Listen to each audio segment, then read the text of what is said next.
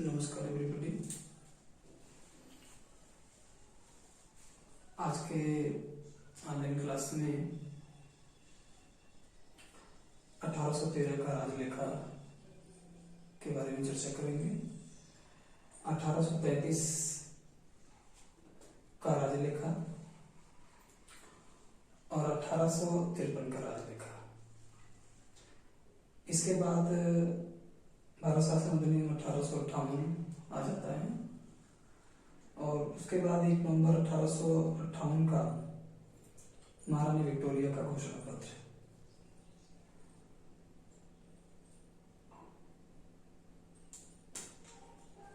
इसके अंतर्गत देखेंगे तो 1813 का जो राजलेखा लाया गया था ब्रिटिश ईस्ट इंडिया कंपनी के द्वारा, उसमें कौन कौन से प्रावधान किए गए थे। क्योंकि 1813 के चार्टर अधिनियम से भी क्वेश्चन आता है, 1833 के राजलेखा से भी प्रश्न आते हैं। तो सबसे पहले देखते हैं 1813 का जो राजलेखा लाया गया था, मुख्य रूप से कंपनी के एकाधिकार को समाप्त कर दिया गया। यानी कंपनी का जो एकाधिकार था उसे समाप्त कर दिया गया था और जो ईसाई मिशनरी थी सेकंड नंबर पे, यानी कंपनी के एकाधिकार को समाप्त कर दिया गया। एक अलग प्रश्न है, ये बराबर पूछता है कि किस चार्टर एक्ट के तहत या किस राजलेखा के अंतर्गत कंपनी के एकाधिकार को समाप्त किया गया था। तो 1813 के चार्टर एक्ट के अधीन, यानी कि ब्रिटिश ईस्ट इंडिया कंपनी के अधीन पूरी शासन व्यवस्था चलती थी। कंपनी के कर्मचारियों की नियुक्ति से लेकर के उनकी सेवा शर्तों के सारे मानदंड ब्रिटिश ईस्ट इंडिया कंपनी ही निर्धारित करती थी। तो कंपनी के एकाधिकार को समाप्त कर दिया गया। ये प्रश्न आता है, बराबर प्रश्न आता है आपके कंपटीशन में। दूसरा कार्य हुआ जो ईसाई मिशनरी थी, ईसाई मिशनरियों ने धर्म प्रचार करना प्रारंभ कर दिया, यानी धर्म का प्रचार जो है करना समाप्त कर दिया था। यानी ईसाई जो मिशनरी थी, मिशनरियों के द्वारा धर्म प्रचार पर प्रतिबंध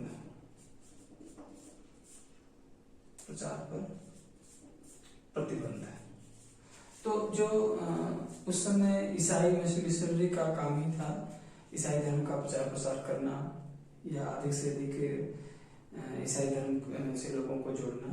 तो इस प्रकार की जो व्यवस्था थी, तो ईस्ट इंडिया कंपनी के द्वारा उसे समाप्त कर दिया गया। अगला था कि जो भारतीय शिक्षा व्यवस्था के सुधार के लिए, इसमें देखेंगे तो भारतीय शिक्षा व्यवस्था के सुधार के लिए प्रत्येक वर्ष 1 लाख रुपए खर्च करने की व्यवस्था की गई। तो ये भी बराबर कंपटीशन में प्रश्न आता है कि भारतीय शिक्षा व्यवस्था के सुधार के लिए किस राजलेखा के अंदर 1 लाख रुपए खर्च करने का प्रावधान रखा गया। तो 1813 के राजलेखा के अंतर्गत। तो भारतीय शिक्षा व्यवस्था के विकास के लिए, भारतीय शिक्षा व्यवस्था की उन्नति के लिए प्रत्येक वर्ष 1 लाख रुपया खर्च किया जाएगा। ये 1813 के राजलेखा एक्ट के अंतर्गत लाया गया था। तो 1813 के राजलेखा से 2 प्रश्न आते हैं। एक, कंपनी के एकाधिकार को समाप्त किया गया, और दूसरा जो प्रश्न आता है भारतीय शिक्षा व्यवस्था के विकास के लिए 1 लाख रुपया जो खर्च किया गया था किस राजलेखा के अंतर्गत खर्च किया गया था। 2 प्रश्न आते हैं इससे, वो मोस्ट इंपॉर्टेंट प्रश्न है। हाँ, आगे की तरफ चलते हैं। 1813 का जो राजलेखा है, 1813 का जो राजलेखा है, इसके अंतर्गत के कौन कौन से कार्य किए गए। पहला काम रहा कि कंपनी के एकाधिकार को पूर्णतः समाप्त कर दिया गया। अब देखिए, कंपनी के एकाधिकार को जब समाप्त किया गया था तो पूर्णतः समाप्त नहीं किया गया था। चीनी का और चाय इसका व्यापार हुआ करता था, यानी 2 वस्तुओं का व्यापार होता था, चीनी और चाय का। तो इसमें समाप्त तो किया गया था, तो 2 वस्तुओं का व्यापार हुआ करता था, इसीलिए पूर्णतः समाप्त नहीं किया गया था। कंपनी के एकाधिकार को पूर्णतः समाप्त किया गया था 1833 के राजलेख के अंतर्गत। मोस्ट इंपॉर्टेंट क्वेश्चन है, क्योंकि बराबर ये भ्रम की स्थिति लोगों में रहती है और इसका प्रश्न भी 2 प्रकार से पूछता है। एक पूछता है कि कंपनी के एकाधिकार को समाप्त किया गया था किस राजलेखा के अंतर्गत, तो 1813 का होगा। ये पूछेगा कि कंपनी के एकाधिकार को पूर्णतः समाप्त कब किया गया था, तो 1833 के राजलेखा के अंतर्गत। हाँ, दूसरा प्रश्न होगा, दूसरा प्रश्न है 1813 का राजलेखा के अंतर्गत भारतीय शिक्षा के अध्ययन के लिए एक आयोग के गठन का भी प्रावधान किया गया कि भारतीय शिक्षा की जो वर्तमान स्थिति है इसका अध्ययन कराने के लिए लॉर्ड मैकाले को नियुक्त किया गया, जिसे मैकाले आयोग भी कहा जाता है, या मैकाले का जो सिद्धांत था फिल्ट्रेशन सिद्धांत, या यूं कहें कि छनने का सिद्धांत है ना। तो मैकाले द्वारा भारतीय शिक्षा के अध्ययन के लिए एक आयोग का गठन किया गया, यानी मैकाले ही उसका अध्यक्ष था। तो ये सारी बातें जो है, तो 2 प्रश्न, हाँ इससे भी इसी तरह से प्रश्न आते हैं। हाँ, कंपनी की जो एकाधिकार को पूर्णतः समाप्त करके कंपनी को एक प्रशासनिक और राजनीतिक संस्था बना दिया गया। बहुत बारीकी से प्रश्न आता है, ये पूछता है कि कंपनी के एकाधिकार को पूर्णतः समाप्त करके किस राजलेखा के अंतर्गत उसे प्रशासनिक और राजनीतिक संस्था बना दिया गया, तो 1813 के राजलेखा के अंतर्गत। इसी तरह से आगे की तरफ चलेंगे। 1853 का जो राजलेखा रहा,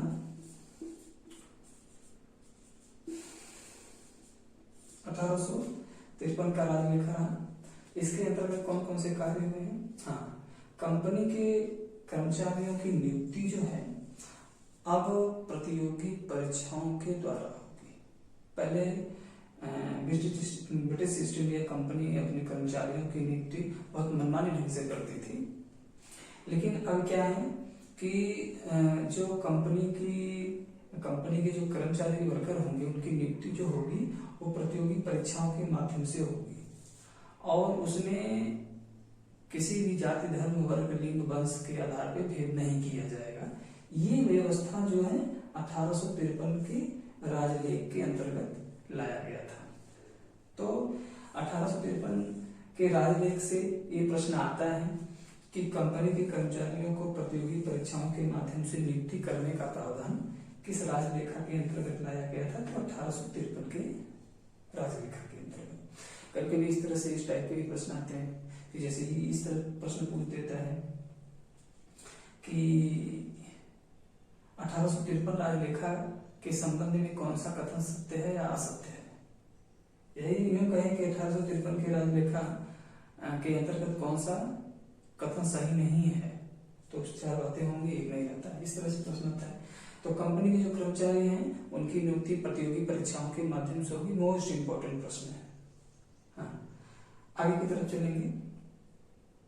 इसके लिए भी मुख्य रूप से 1853 का जो चार्टर एक्ट रहा है, इसमें मुख्य रूप से आप देखेंगे तो ब्रिटिश कालीन इतिहास का ये अंतिम चार्टर एक्ट रहा है, यानी कि ब्रिटिश कालीन शासन व्यवस्था में या ब्रिटिश कालीन इतिहास में यह राजलेखा या चार्टर एक्ट यह अंतिम रहा है।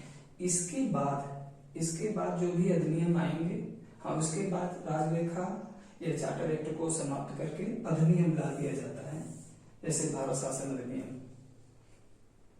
हाँ, तो ये क्या है कि 1853 का चार्टर एक्ट के माध्यम से ही ब्रिटिश कालीन इतिहास का ये अंतिम चार्टर एक्ट रहा है।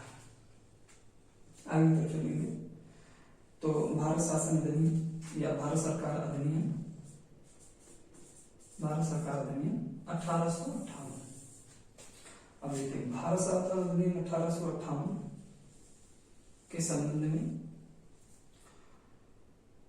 सबसे जो इम्पोर्टेंट प्रश्न आता है कंपटीशन में कि भारत शासन अधिनियम के अंतर्गत एक प्रश्न आता है कि भारत के गवर्नर जनरल का नाम बदल के वायसराय कर दिया गया। यानी कि भारत का गवर्नर जनरल और भारत का गवर्नर जनरल नहीं कहलाएगा, वो क्या कहलाएगा, वायसराय कहलाएगा। ये प्रश्न मोस्ट इम्पोर्टेंट है, ये बराबर आपके कंपटीशन में बना रहता है। ये पूछता है किस अधिनियम के अंतर्गत भारत के गवर्नर जनरल को भारत का वायसराय कहा जाने लगा, तो 1858 भारत शासन अधिनियम, इसका प्रश्न आता है। हाँ, अगला देखिए, अगला आगे की तरफ चलेंगे। 1 नवंबर 1858 का घोषणा पत्र, यानी कि 1 नवंबर 1858 का जो घोषणा पत्र जारी हुआ था, इसके संबंध में, यानी कि 1858 का जो घोषणा पत्र जारी हुआ था वो महारानी विक्टोरिया का घोषणा पत्र था। तो महारानी विक्टोरिया का घोषणा पत्र था जो इलाहाबाद में सबसे पहले लॉर्ड कैनिंग ने उसे पढ़ के सुनाया था। ये भी बहुत मजे का प्रश्न आता है कंपटीशन में। पूछता है कि महारानी विक्टोरिया का घोषणा पत्र किसने पढ़कर सुनाया था, तो लॉर्ड कैनिंग ने सुनाया था। कब सुनाया था, तो 1 नवंबर 1858 को सुनाया था। कहाँ सुनाया था, इलाहाबाद में सुनाया था पढ़ करके। तो महारानी 1 नवंबर 1858 का जो घोषणा पत्र जारी हुआ उसमें कौन कौन सी बातें निश्चित की गई। पहला कार्य रहा भारतीय प्रजा को, जो भारतीय प्रजा थी उसे ब्रिटिश प्रजा के समान माना जाएगा। यानी कि अब देखिए कि इस तरह का ब्रिटिश कालीन शासन व्यवस्था में जो कि भारत की प्रजा को दोयम दर्जे का समझा जाता था। यानी कि ये घोषणा की गई महारानी विक्टोरिया के दौरान कि जो भारतीय प्रजा है इसे ब्रिटिश कालीन प्रजा के समान माना जाएगा। इस तरह के भी प्रश्न बराबर कंपटीशन में आते हैं। दूसरा है भारतीय लोगों के लिए भी जो कॉम्पिटिटिव हैं या जो प्रतियोगी परीक्षा की तैयारी कर रहे हैं, तो भारतीयों के लिए एक लोक सेवा के गठन का प्रावधान किया गया। तो मोस्ट इम्पोर्टेंट प्रश्न आता है, इम्पोर्टेंट प्रश्न है। यानी कि जो भारतीय थे, भारतीयों के लिए एक लोक सेवा आयोग की गठन की बात की गई थी। विभिन्न प्रतियोगी परीक्षाओं की तैयारी करने वाले जो भी भारतीय थे उनके लिए एक लोक सेवा आयोग के गठन का प्रावधान किया गया था सबसे पहले, तो 1858 के घोषणा पत्र के द्वारा। अगला, भारत के लोगों के भौतिक उन्नति के लिए या यूं कहें नैतिक उन्नति के लिए भी बहुत सारे प्रावधान किए गए थे। यानी कि भारत के लोगों में जो रूढ़िवादी परंपरा रही है या ब्रिटिश सरकार के संबंध में जो भ्रम रहे हैं, जो डर रही है, उसे समाप्त करने के लिए, यानी मुख्य रूप से भारतीयों की भौतिक और नैतिक उन्नति के लिए भी बहुत सारे प्रावधान किए गए थे। हाँ, इसके साथ साथ देखेंगे कि 1 नवंबर 1858 का जो महारानी विक्टोरिया का घोषणा पत्र था, इस घोषणा पत्र के द्वारा भारतीयों में बहुत ज्यादा परिवर्तन आ गया या भारतीय शासन व्यवस्था में बहुत सारे परिवर्तन किए गए और कुछ न कुछ भारतीयों की स्थिति बेहतर की गई। इसीलिए भारत के बुद्धिजीवियों ने, जो बुद्धिजीवी भारतीय थे, उन्होंने 1 नवंबर 1858 के घोषणा पत्र को मैग्ना कार्टा का नाम दिया था। मैग्ना कार्टा, ये प्रश्न मोस्ट इम्पोर्टेंट आता भी है बराबर कंपटीशन में कि 1 नवंबर 1858 के महारानी विक्टोरिया को घोषणा पत्र को और किस नाम से जाना जाता है, तो भारत के मैग्ना कार्टा के नाम से जाना जाता है। या यूं कहें कि भारत का मैग्ना कार्टा क्या था, तो 1 नवंबर 1858 की महारानी विक्टोरिया की घोषणा पत्र था। तो ये मजेदार क्वेश्चन भी आता है, मैग्ना कार्टा से भी आता है। इस तरह से पूरे राजलेखा चार्टर एक्ट और अधिनियम है। इसी तरह से भारत शासन अधिनियम 1909, 1919, 1935, फिर धीरे धीरे संविधान निर्माण की प्रक्रिया की तरफ चलेंगे।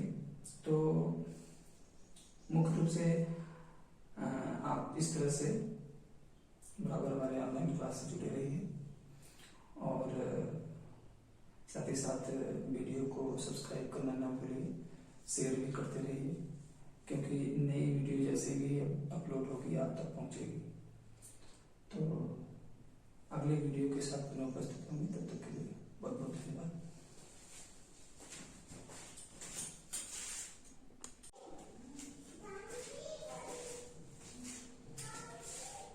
वीडियो को लाइक शेयर जरूर करें,